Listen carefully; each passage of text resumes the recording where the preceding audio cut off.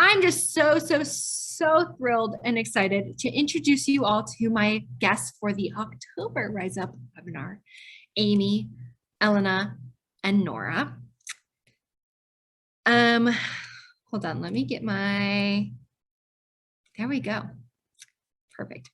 So as the Northern Hemisphere heads into the temperate season of autumn, many of us are unintentionally being distanced from our connection with nature. I know that's happening for me here in Illinois, where the hours of daylight are dwindling and temperatures are really quickly dropping. And while it's pretty easy to reconnect with the nature around us, it's even harder to remind ourselves of our connection to places that are very far away, like the ocean, which is why I'm so excited for this month's webinar.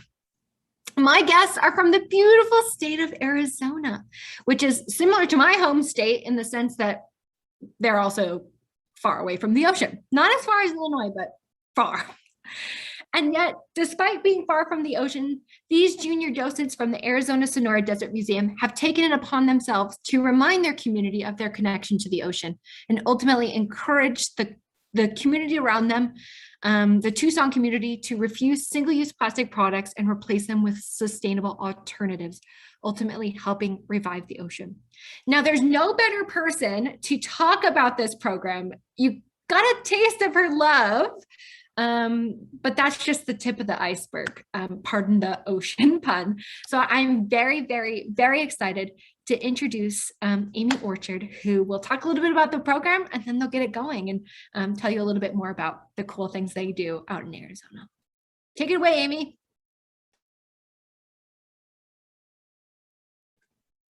Oh no, Amy is on mute. Thank you, Bailey, for that amazing introduction. I totally appreciate it. I would like to introduce to you, first of all, the Arizona-Sonora Desert Museum. And I do want to say that Elena and Nora and I have created this presentation with an audience in mind of teens, youth advisors, and other youth supporters who are very interested in getting people connected to the planet and loving the planet by taking action. So we're going to introduce you to one of the things that we have done. And at the end, we're going to ask you what you have been inspired to do from listening to Elena and Nora. So be ready at the end to tell us what you're going to do. And throughout the program, we're going to ask you to type into the chat box, and every now and then maybe we'll be able to unmute someone and have a little bit of dialogue. So I wanted to start out by saying that the Arizona-Sonora Desert Museum is located on the native homelands of the Tohono O'odham, the desert people. And as you can see in the map on the right, we are in the United States in the southwest corner. We are in North America, and in the larger map there, you can see Tucson, Arizona is located in this beige blob that extends down into Mexico. That beige blob is what we call the Sonoran Desert region. Now, when people think of the desert, they very often have an image in their mind like you see on the left. If you're not able to see our screen here, on the left, there is this vast amount of sand in the sand dune. And there's like one little plant and one person kind of standing in the middle of nowhere. And the image on the right-hand side is full of green life, green plants everywhere. So in the chat box, I would like you to tell me which of these images is depicting the Sonoran Desert region, the one on the left or one on the right. And you can just put L or R. Left is our barren sand dune, right is a plethora of color. There's purples in the sky, there's yellow and orange clouds, there's purple mountains, there's green tall cactus and trees everywhere. There's red fruit on top of the green cactus. Yeah, everybody is typing into the chat box the right. Now, guess what? It's actually the left and the right. The Sonoran Desert region is beautiful and very biodiverse, like we see in the right side picture, but it also includes these barren dunes. It includes many other biomes, including one that we're going to focus on today, which is the ocean. So looking here at I love this. These are stamps. These were when stamps were 32 cents a piece. And the post office, the federal government wanted to highlight the Sonoran Desert and all of the beautiful life that you can see here. So if you want to, in the chat box, you could just type in this image, what is one of your favorite desert plants or animals that you see? Plants being flora and animals being fauna. I'll tell you one of my favorite. In the hole in the cactus on the right hand side, you see a little owl peeping out with these eyebrows that just make it look so grouchy. This is our northern pygmy owl, or maybe this is an elf owl. I don't know. A lot of our owls have this little grouchy look. But you know what? The plants and animals, I see lots of people are saying the quail, the javelina, the collared peccaries that you can see on the left hand side. These plants and animals are thriving in the Sonoran Desert region. They are not struggling for life. Okay, anybody out there who's from Illinois? This is a question for those in Illinois. What is the name of this very tall plant that makes a forest in the Sonoran Desert? Maybe in Illinois, you're used to like big, tall trees that lose their leaves. Well, here we have forests of these very tall cacti. Bailey's saying, Oh, Graham is saying, saguaro. Saguaro is the name of this plant, and we're going to come back to that. But I did want to let you know that the Arizona-Sonora Desert Museum is a zoo, a botanical garden, an art institute, an art gallery, a natural history museum, as well as an aquarium. So that might blow your mind a little bit that the Desert Museum has an aquarium. But Elena and Nora are going to tell us a little bit more about that later on. Elena Valenzuela and Nora Seavey are two of our 20 junior docents at the Arizona-Sonora Desert Museum. And our goal for the program is, one, to get people to love the place that they live. For us, it's the Sonoran Desert. For other people, we want them to get inspired by visiting our museum and learn how to better live in harmony wherever they are in the world. We also work with community partners fighting side by side to combat the effects of climate change and environmental justice. And this is just a really exciting thing that we get to do, even though those two things are not exciting that are happening. We are glad we get to be a part of working towards better solutions there. And then, of course, we want to develop our communication skills. We call this SciComm. And so Elena and Nora are getting awesome real life practice today. Thank you, Bailey, for inviting us to join you. Now, you might be wondering why our junior docents are standing with all these sea creatures making the letters O-H. And Bailey is asking, are these vaquitas? Yes, these are vaquitas. Vaquitas are endemic to the Sonoran Desert region. They are the smallest porpoise in the world, and they are critically endangered. And we love to talk about vaquitas, but we're not going to talk about them tonight. We'll have to come back, Bailey, and we'll talk about vaquitas another. I was going to say, I'm so jealous you have vaquita cutouts. Like, I'm like obsessed. Part two. Part two. So actually, those are murals on the wall. Those are painted by our teens. And the two on the right are actually holding a model. This is a life-size model of the vaquita. This is as big as it gets. Yeah. Again, we'll do vaquitas another day. So I would like to turn the time first over to Elena Valenzuela, who is a very eloquent speaker who is going to start to tell you our creation story for this great project that we have become involved in. Elena, take it away. Hi guys, I'm Elena, and I just want to share with you guys how we came about our project and just how we formulated the ideas to doing what we did.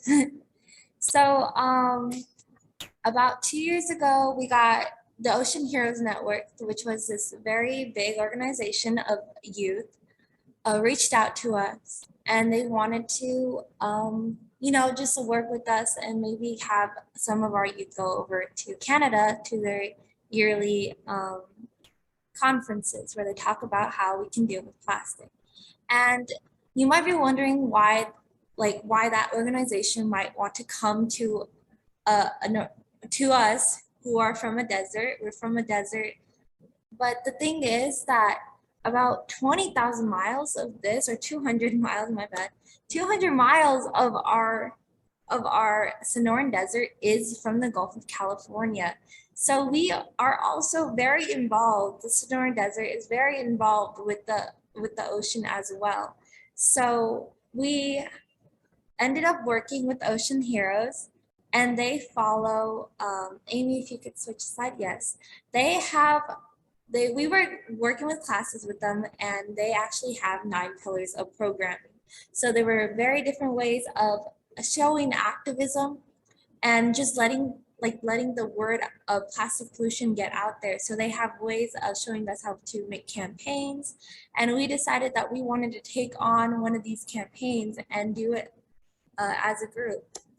So the way we started off was doing the plastics audit, which is when Amy told us to gather all the plastic that we used throughout the week and just give it and just bring it to the Desert Museum and show her what we did. And a lot of us were really displeased with how much plastic we ended up using. I remember I had this giant bag full of plastic, and some of it I actually, that was just only a part of it. So I was like very bummed out, and I was like, wow, I use this much. But, it really created an awareness for us about how much we use just as an individual. And so can you guys type in the chat box and tell us what you think would have been the most prevalent plastics us as teenagers? How much do you think, which one do you think we use the most? We've got water bottles coming up in the chat box as an idea. Snack wrappers, chip bags, food packaging. We'll give it a second here, Elena. People are typing. Plastic bags, says Olivia.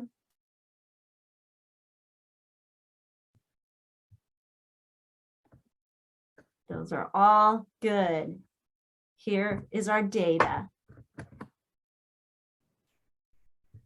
So those who are talking about candy wrappers and chip wrappers, you guys are very close.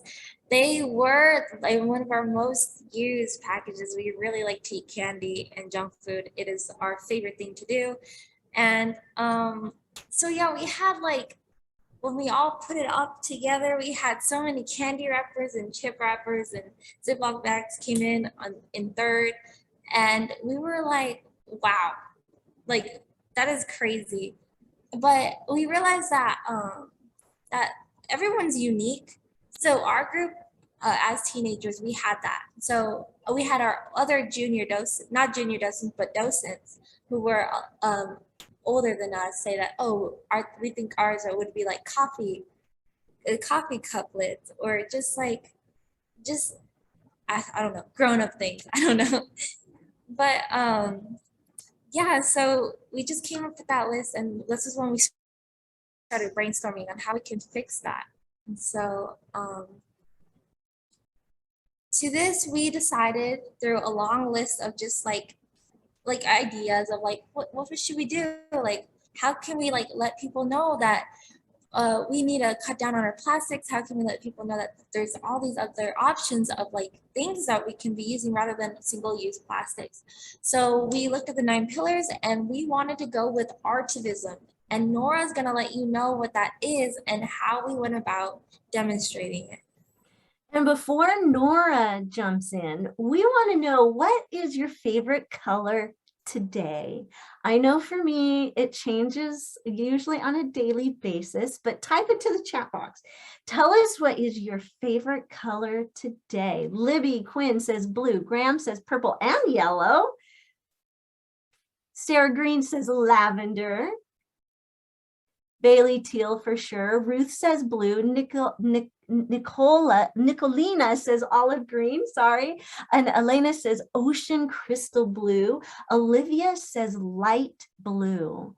Bailey, could you unmute Sarah Green? I would like to know from Sarah, if you don't mind, Sarah, jumping in and speaking a little bit here. Why is lavender your favorite color today, Sarah? Okay, great question. Lavender is my favorite color today, probably because it reminds me of all the flowers that we have in the Desert Museum, and the Sonoran Desert in general, just many different colors, and I see a lot of lavender there. Ah, you can tell I picked on somebody I knew who was from Tucson.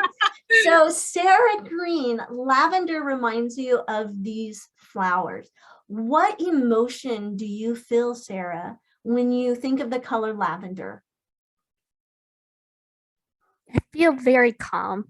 It's just a soothing color. A soothing color. And the thoughts that come to your mind are these beautiful wildflowers that make you have this emotional response. So I think any of you could answer as well. What emotions come up when you think of your favorite color, and what images come up into your head? So now I'm going to turn the time over to Nora to talk about how we decided to take the power of color into our project. Okay, hi everybody. I am going to be talking about artivism. So the definition of artivism is taking art and bringing out people's emotions and motivating to make a change in people. So some of these pictures are our inspiration we looked up. And in these pictures, they're made out of recycled materials, and that's kind of what we went in our direction.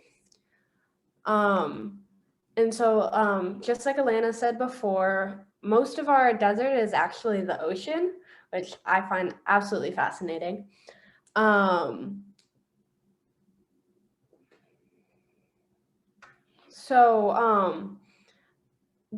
the reason why we chose the blue in the blue saguaro, was because ocean and desert mix was kind of our thought process. Okay, so the beginning of our process, Alana talked about just a little bit, but I'm going to go into a little bit more detail. So we wanted to do a thing for plastic water bottles, and we tried that out at first, but the plastic was breaking too easily, so we went to aluminum, which is perfect because the Desert Museum actually does not sell plastic water bottles, does not have straws in the cafeteria, the coffee lids, or any of that. So you can see up in one of the corners, there's a aluminum can water bottle, which is what we sell at the Desert Museum. And so we talked to an amazing artist, and his name is Will Lala, and that's who is smack in the middle, and that's where we got our inspiration from.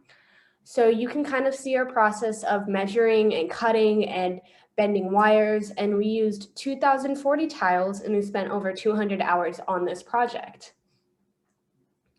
So we first started off, before cutting and collecting and all of that, we first started off with graph paper and a design, because we needed just to figure that out, because this was a huge project that we took on. And then if Amy will quickly go through the slides, you can see the process of us putting it together.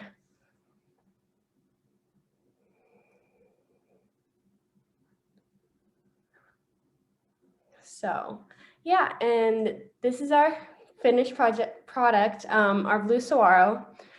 And with this new project of ours, we wanted to do a sort of logo or a slogan. So I'm going to pass it back to Alana to talk about our new slogan.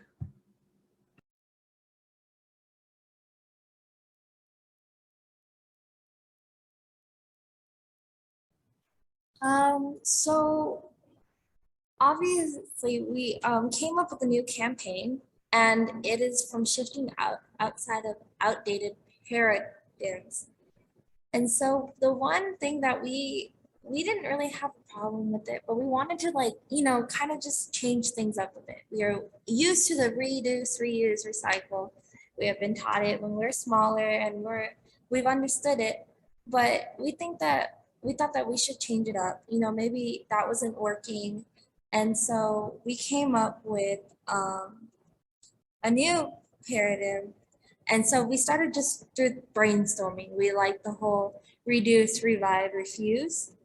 And so we thought that by reducing and refusing, we would hope to revive our oceans. But then we went on to another form, which was now we're going to revive, refuse, replace. And we were getting there. We were getting there, but we eventually came up with refuse, replace, revive. And with that, we decided that it would be that you refuse single-use plastics. You replace them with better options like metal or like just or like or just like other options that were not single-use plastics, maybe things that could be recycled, but more so metals and then organic material. And then we would revive our oceans and just our natural world. And so we made these stickers. This is kind of a picture of one of our stickers that we had, and we placed them around, gave them out to people. And that just became the slogan of our project. And so we just got rid of the old and we came up with new, and hopefully the word travels and we actually start using that from now on. That's great. Elena, can I add just a tiny little bit? Yes. So we really believe that recycling is a very important thing, but we also understand from our research that we did that most plastics are not being recycled, and it's not a really good option. But we were super happy when we failed at making that tapestry out of plastic bottles, because it forced us to move over to aluminum. And as we started researching more about recycling aluminum, we learned that it is like forever recyclable. As it recycles, it doesn't break down like plastics does, and it can recycle again and again and again and again and again and again. And so we didn't expect this, but like one of our other messages with the Blue Saguaro campaign is when you have a choice between a single-use plastic water bottle and an aluminum can, you should always choose aluminum. And if you see aluminum in a trash can, like put a glove on, like gather up your courage, reach in there and get that aluminum can out of there and get it in the recycling bin, because it is one of the perfect things to recycle. So we were really, really happy with our failures in this project as well. Yeah. Okay, Elena, anything else before we move on? No, that pretty much summed it up. I forgot to mention that. That is very important to what we were doing as well. That was the whole getting rid of the recycle thing. Sometimes it doesn't work. Awesome. Awesome. Thank you, Elena. All right, time for the chat box again. We would like to know, how do you best learn? Are you a visual learner? Do you see something and then you understand it? Are you an auditory learner? Do you learn by listening? Or are you a tactile learner? Do you learn when you get your hands on something, you're actually doing it yourself? Bailey says hands-on. Nicolina says visual. Olivia says visual. Ruth says a combination. Alan says tactile with an exclamation mark. And I agree. For me, it's tactile. Libby says visual and listening together, the combination. Bill says visual with an exclamation mark. So we all are different, right? And we all have our ways of learning. But we want to talk about how we kind of capitalized on this. And so I'm going to turn the time back over to Nora. Okay, so when we first started off with our idea in the Blue Saguaro, we wanted our visitors to the museum to help us out. We didn't just want to do it ourselves and then present, because again, a lot of people learn a lot of different ways, and a lot of people on here, especially me, I am a very tactile learner. I have to feel something in my hands to understand it. And so how we did that is we we basically, I'm trying to figure out how to say this. We put it out for everybody to work on. So we would have kids come up, we would have people come up and listen to us while they were working on our blue saguaro. They would be cutting out pieces, they would be wiring them together. It was a really fun activity for kids.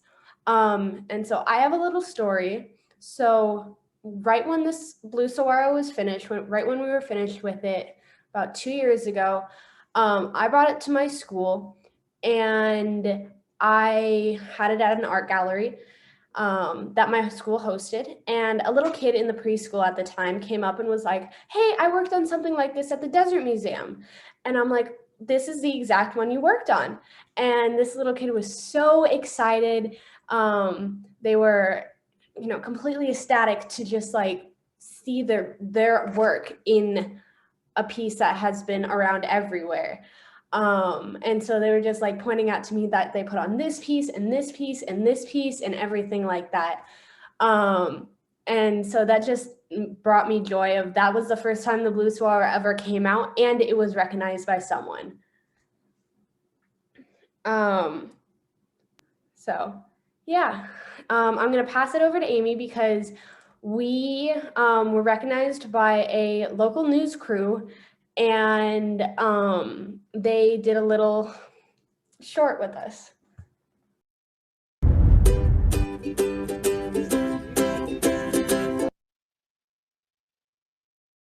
Were you able to hear that? Okay, great. The super jazzy music. Okay, just wanted to.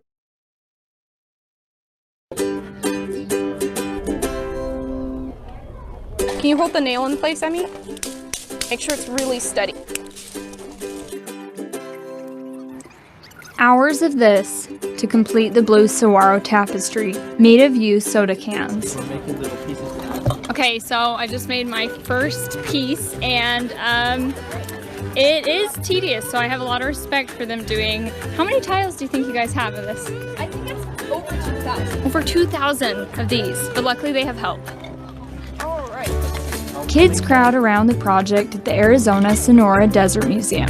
Parents ask questions. If we keep going by the same pace, it could actually be done next week. For the 28 junior docents involved, this is the crowning piece of their campaign, targeting single-use plastic. It's like a little mascot, you could say, in a way. And a talking point.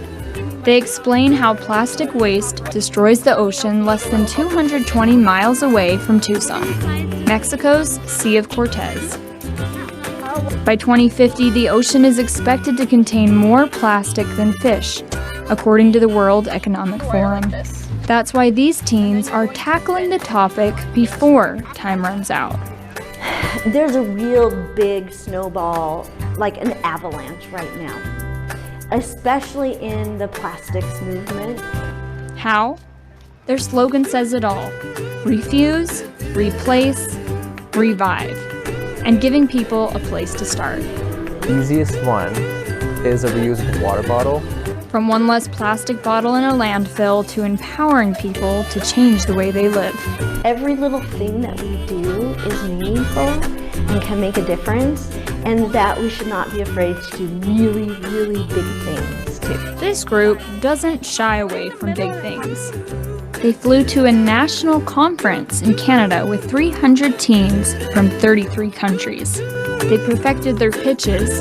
Emotion to it, they add facts to it. So lawmakers don't dismiss them. I left with so much hope for the future. Like, I'm gonna cry right now. It was amazing. They hope Tucson can be a part of that future. I think Tucson is a great place for people who are trying to live a better, a greener lifestyle. We have so much support. Including global support. The July Plastic Free Eco Challenge has over 14,000 participants. You pick your own challenge and commit to keep them for the month of July. Plastic free is doable. But some challenges aren't as easy. So recently had a problem with that. So like getting groceries, for example, there's a lot of plastic packaging. And not giving in to convenience. So she switched completely over to plastic. And so, because she just didn't want to have to deal with dishes anymore. Despite the difficulties, this group hopes to show people it's possible. So I would say if there's anybody out there who wants to join the movement, wants to be in the avalanche, take a sled ride, but they aren't quite sure where to start, go online. Google plastic free. As for the blue saguaro, Have another orange and yellow strip to go along the bottom, and then the mountains here, and then we'll be done. they might be done with the tapestry, but for single-use plastic, they don't plan on slowing down any time soon. I'm Lisette Larson, KOLD News 13. Off itself. Well, that was just a little outdated. You know, my hair was a little shorter, but, and we were talking about the July Eco Challenge. Guess what? There's an Eco Challenge all the time. You can go to ecochallenge.org if you are interested in participating. There's always something happening there. So, Nora, why don't you talk about what happens now? Because we're done. We've finished our project. And I'm going to go back to this slideshow, and I guess I have to start it all over again. No, there we go. Okay, so now that we're done with the blue saguaro, our question was, what do we do next? And we created this really cool activity for kids and adults all to do. And it's basically refuse, better, and best. So, and we have the little signs that say refuse, better, and best. We have a whole bunch of products like plastic water bottles, plastic bags, you know, reusable bags, aluminum cans, all of that. And we have a trash can, a recycling tub, and a reused like little basket. And we have people sort what goes into what spot. And if someone gets it wrong, it doesn't matter because it's a teaching experience. And we teach them like, oh, you could recycle the plastic water bottles, but aluminum cans are better. And so that kind of also goes with the hands-on activity of, now that we're done with the blue saguaro, people can actually do a hands-on activity with this, but we can make another one. So, yeah, that's our fun activity. And I'm going to pass it back to Amy. Wow, thank you, Elena and Nora. You can see that our junior docents really have been able to make an impact. By using Artivism, they really have been able to effectively draw people in, inviting them to think and to make changes, to feel that emotional connection to our blue saguaro. I mean, it's blue, it's not green. And we have so many people ask us, why is your saguaro blue? And it gives us this great opportunity to tap into that emotional side of people. You can see that they've taken this paradigm and bettered it. And their slogan of refuse, replace, revive is really resounding with a lot of people. We're going to come back to that. And you can see that it's been very impactful because we have engaged the audience with helping us to make the tapestry and then developing this hands-on station. And, you know, I've just decided we're going to make another blue saguaro. It has just been so powerful to have families sit down and join us. Okay, so speaking of sitting down, we have been sitting down for a long time. So I would like everybody to stand up. I know this is really dorky, but everybody stand up. Even if you are watching this later, I know hundreds of people tap into this recording. I would like you to stretch to the sky as if you were a saguaro. Get your big old saguaro arms up there, just like they're reaching to the beautiful sunny skies here in Arizona. You can imagine yourself as any color you want, any color of a saguaro that you want to be, but just feel that. And then as you're standing there, I would like us all to repeat. Let's chant together. Refuse, replace, revive. Ready? Refuse, replace, revive. Refuse, replace, revive. Refuse, replace, revive. Refuse, replace, revive. Refuse, replace, revive. We hope we have inspired you. You can have a seat. I hope you didn't get too sweaty. But now we really want to know from you, what were you inspired to do. How did Elena and Nora inspire you to help people make this connection back to our beautiful Mother Earth and to take care of her? We've got Bill says, thank you, Junior Docents at ASDM. Awesome. Come on, Bill, we want to know what will you do next? And everybody else, put in the chat box. When we see something good, we'll unmute someone so you can share with us your inspiration tonight.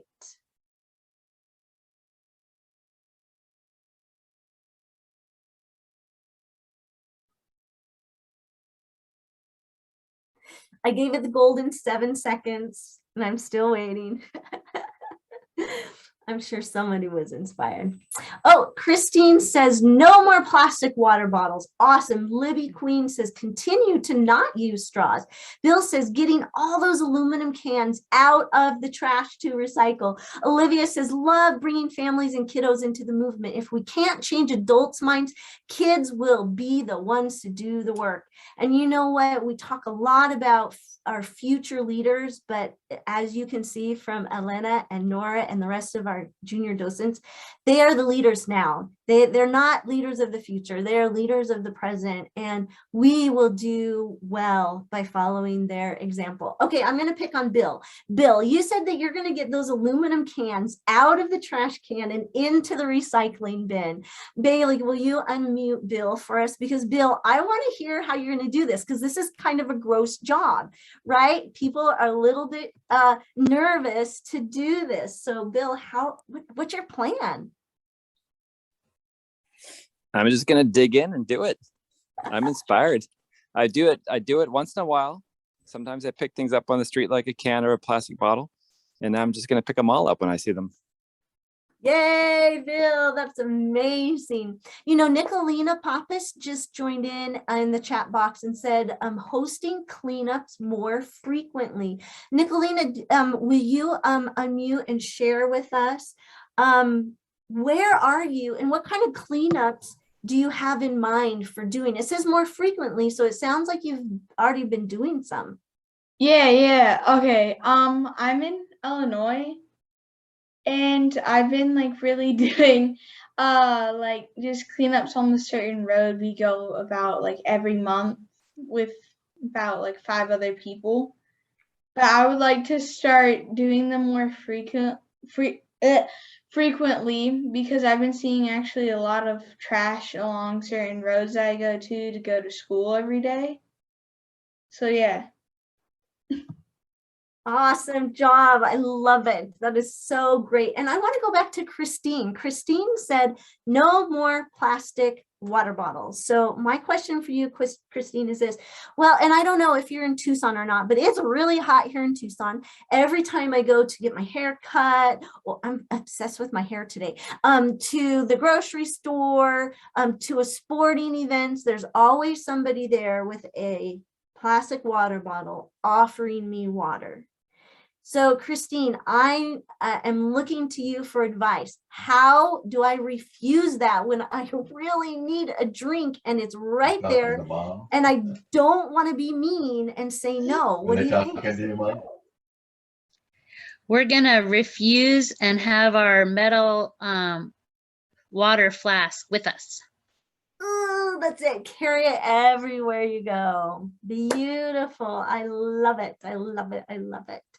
Bailey says, Olivia, I think we need an aluminum tapestry like this in Pontiac. And guess what, Bailey and Olivia, Nora and Elena and the other 18 junior docents at the Arizona-Sonora Desert Museum will help you. We tried, we failed, we had success, we failed, we had success, and we would be happy to share our story with you. We need it. Awesome. Well, thank you everybody for participating.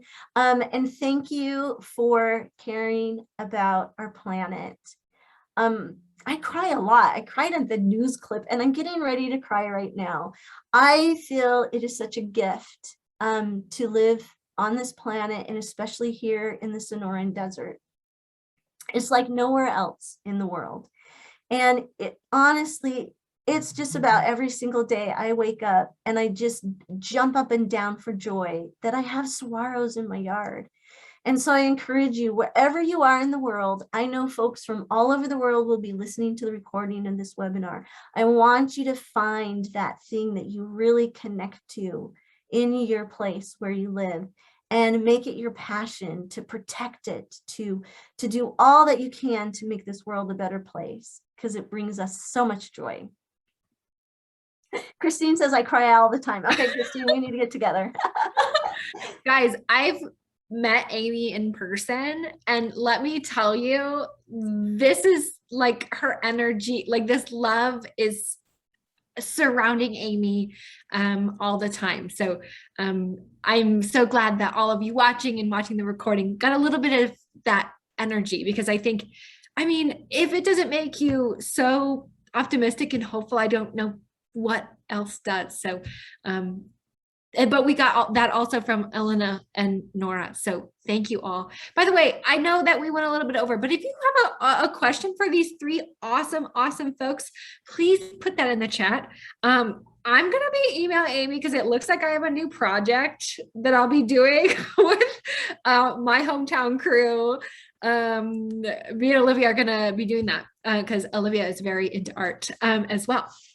So if you have a quick question in the chat, or, you know, if you're like up at night tonight and you're like, dang, I can't stop thinking about that aluminum can tapestry, please, you all have my email. So please, I will pass along any questions. And if you're watching over on YouTube, please put those in the comments and we will get those questions to Elena, Nora, and Amy. But I want to echo what Christine and Ruth said in the chat. Great job. I'm so proud of you, Nora and Elena. I'm so proud of you, Amy, because I feel like I, got to see, this project in real life. And so to see how it's come and continue to change people's life and impact your community, it gives me the good feels, right? Like it makes me so hopeful and thankful that we all do what we do. So, this is funny. Libby, mom of a junior docent here. Thank Amy and the museum for this program. I can't thank you guys enough. Yeah, for sure. But anyways, like I said, if you want any of those questions answered, please email me. I will share my screen so you guys get my contact info. Let me put that up there. And yeah, like I said, literally, if you have a question for them, feel free to put that in the chat. Sorry, folks, this is taking me just a second to get on my sharing because this was so lively. So now I'm like trying to get all my screens back. There you go. Just like our friends at the Arizona-Sonora Desert Museum said, today is the day for action. Today you can do something. Whether you were inspired by their presentation and want to get into artivism, or you just want to get involved in general, there's so many ways to do that today. Here are a couple opportunities happening right now, and literally take your phone, act like you're taking a picture. That's how QR codes work. And a link will pop up. So here's a couple quick things that are coming down the pipeline. Youth STEM 2030 has a research conference coming up like in a couple days. So you can get your free ticket for that. And it's all about science, technology, engineering, and math, but all things connecting back to the environment. That second QR code is for Youthtopia Unite, which is a global virtual youth summit focused on the 17 United Nations SDGs over 17 days. Get it? 17 SDGs, 17 days. So clever. The third QR code is for the Ocean Project's Rising Blue Network newsletter, where you can find even more ways to get involved, both with the action that we have going on, but also our friends like the Arizona-Sonora Desert Museum and all the cool things happening there and around the world. And that last one, on November 10th, CNN is hosting the first ever Call to Earth Day. And if you are interested in being spotlighted, like time is ticking, definitely submit those and get involved. Like I said, my name is Bailey. You can find my email on the Ocean Project's website, or DM me or whatever if you have more questions. But from the bottom of my heart, Amy, Nora, and Elena, thank you all so much for not only sharing your work, but for doing the work. I think, we can all talk about how we want to save the planet and, be like, oh, we got to do something, but it takes another step to actually be doing that. So thank you for not only doing that for your community, but doing that for now our global community, and sharing your work and encouraging others to get involved. So thank you for giving me hope and making me so dang optimistic about the future. I know we're in good hands if we have folks like the three of you and the other junior docents and folks at Arizona-Sonora Desert Museum. So yay. Okay, any last words from the three of you? Okay. Well, thank you all for coming. Thank you for being here. Thank you if you're watching on YouTube. Get involved. You're doing seriously more work for our planet than I think any of you realize. So thank you. If no one's told you thank you, thank you. So anyways, have a great rest of your October. We're almost in November. What in the world? I hope to see you all at the next one. So bye, everybody.